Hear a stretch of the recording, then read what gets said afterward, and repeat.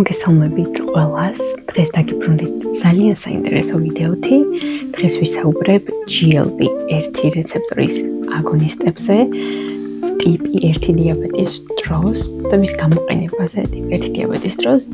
თუ ეს სახელი საერთოდ არ გეცნობათ, მაშინ დარწმუნებული ვარ, რომ ოზემპიკი გეცნობათ და ერთხელ მაინც გსმენიათ ოზემპიკის შესახებ, რადგანაც ბოლო დღეები და ბოლო ზოგადად პერიოდია, რომ ეს ძალიან აქტუალური გახდა ოზემპიკის გამოყენება და ახლა ისიც გსმენიათ, რომ შორ შემთხვევაში ამ მედიკამენტებს უნიშნავენ ტიპი 2 დიაბეტის დროს, ან ჭარბწონიანობის დროს, ინსულინ რეზისტენტობის დროს და ასე შემდეგ.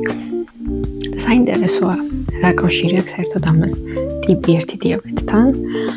ბოლო პერიოდში ჩატარებულმა კვლევებმა აჩვენა, რომ GLP-1-ის აგონისტების გამოყენება ტიპი 1 დიაბეტის დროს შეიძლება აღმოჩნდეს ძალიან სასარგებლო. სანამ ამ ყველაფერზე ვისაუბრებდე, პირველ რიგში მინდა აღვნიშნო, რომ ეს იმას არ ნიშნავს, რომ ეს არის დადასტურებული აუცილებლად ყველა ტიპი 1 დიაბეტის მქონე ადამიანმა უნდა მიიღოს ეს მედიკამენტი ან გაიკეთოს უბრალოდ, რა თქმა უნდა, აქვს თავისი უკუჩვენებები. ვთქვით, დავიწყოთ იქიდან, თუ ვინ შეიძლება ეს გამოიყენოს, რა თქმა უნდა, ექიმის თანაშრომლობის გარეშე არასდროს შემთხვევაში ამ პრეპარატის გამოყენება არ შეიძლება. მეცნიერებმა აღმოაჩინეს, რომ იმ ადამიანებს, რომლებსაც ტიპი 1 დიაბეტთან ერთად აქვთ ჭარბწონიანობა, ინსულინ რეზისტენტულობა, ქალების შემთხვევაში PCOS-ი, რაც ძალიან გავრცელებულია და იწვევს ასევე ინსულინ რეზისტენტულობას, ამ ადამიანების შემთხვევაში აღმოაჩინეს იმას, რომ ასეთი პრეპარატის გამოყენება ხელს უწყობს ინსულინის დოზების შემცირებაში, კონტროლში, რადგან იმ ადამიანისთვის, რადგან ინსულინ რეზისტენტულობას შველის, ჭარბწონიანობას შველის, შეუძლია რომ უკეთესად აკონტროლოს ეს ყველაფერი. აქ იკვეთებოდა ორი პრობლემა. ამ კვლევების დაწყებამდე ფიქრობდნენ, რომ ეს პრეპარატი შეიძლება ყოფილიყო საშიში პირველი ტიპის დიაბეტის მქონე ადამიანისთვის ორი მიზეზით. პირველ რიგში ეს არის დიაბეტური კეტოაციდოზი და მეორე ეს არის ჰიპოგლიკემიები, ხშირი ჰიპოგლიკემია. აღმოაჩინეს, რომ დიაბეტური კეტოაციდოზის თავიდან არიდება, რა თქმა უნდა, შესაძლებელი არის და არ გამოიწვია DKA ეგრეთ წოდებული, მაგრამ უნდა გახსოვდეთ, რომ ყველა ის მონაწილე შეუწყვეტავთ მათ ინსულინის გამოყენება.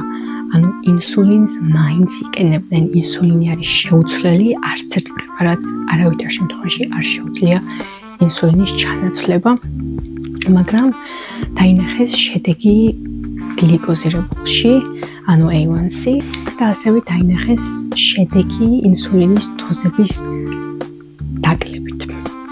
აქ მინდა ვიყო ძალიან ფრთხილად, როდესაც ვამბობ ინსულინის დოზის დაკლებას, არ მინდა იმის ეკონოს, რომ აქ გულისხმობ, რომ რაც უფრო ცოტა ინსულინს იკეთებ, მით უფრო კარგი არის ორგანიზმისთვის, ეს ასე არ არის, მაგრამ მაშინ, როდესაც არიან ისეთი ადამიანები, რომლებსაც თითო კვებაზე ჭირდებათ 40-50 ერთეული ინსულინი, მათთვის ძალიან დიდი შვება არის, როდესაც მათი ორგანიზმი უკეთესად პასუხობს ინსულინის დოზებს.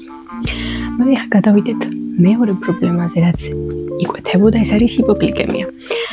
მისი ამ პრეპარატის მექანიზმიდან გამომდინარე, ვარაუდობდნენ, რომ გამოიწვევდა ჰიპოგლიკემიებს და საკმაოდ საშიში ჰიპოგლიკემიებს, მაგრამ საბედნიეროდ დაადგინეს, რომ ის პირდაპირ პროპორციულად არ იწვევს ჰიპოგლიკემიას, მაგრამ ადამიანებმა, რომლებმაც დაიწყეს ამ პრეპარატების გამოყენება, მათ საკმაოდ ხშირად ჰქონდათ ჰიპოგლიკემია, რადგან ჭირდებოდათ შედარებით ნაკლები დოზა ინსულინის, მაგრამ ინსულინის დოზების შემცირების შემდეგ ჰიპოგლიკემია ამითი შემცირეს ჰიპოგლიკემიის განვითარების რისკი.